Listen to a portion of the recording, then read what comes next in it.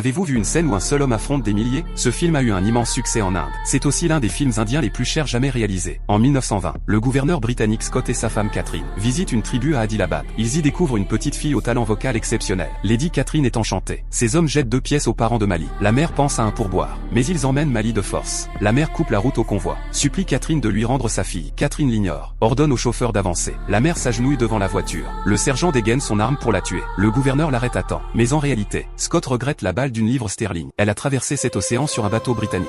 Pour arriver ici, et tu la gaspilles sur cette ordure basanée? Le sergent range son arme, saisit un gourdin, lui assène un coup sur la tête. Le sang gicle. La fille dans la voiture est terrifiée. Quelques jours plus tard, la police indienne se rend chez le gouverneur, demande que la fillette soit rendue. Sa tribu ne laissera pas passer cela. Ils sont comme un troupeau. Si un agneau disparaît, leur douleur est immense. L'adjoint de Scott ricane. Cette tribu pense-t-elle vaincre le puissant empire britannique avec des arcs? Pendant ce temps, le protecteur de la tribu, Bim, atteint la forêt près de Delhi. Au même moment, une émeute éclate.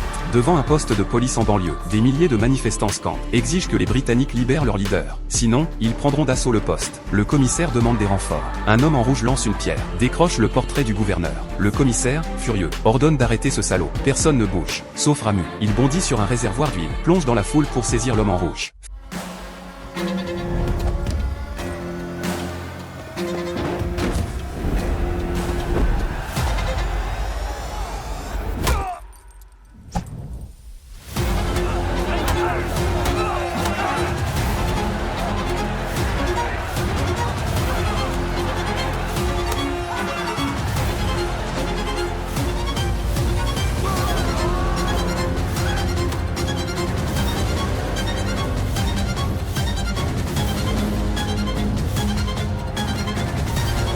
Face à des milliers d'opposants, Ramu, intrépide, maîtrise sa cible, se ferait un chemin hors de la foule. Son aura fait reculer les manifestants. Il espérait que cet exploit lui vaudrait une promotion. Mais lors de la cérémonie, son nom n'est même pas mentionné. Ramu est fou de rage.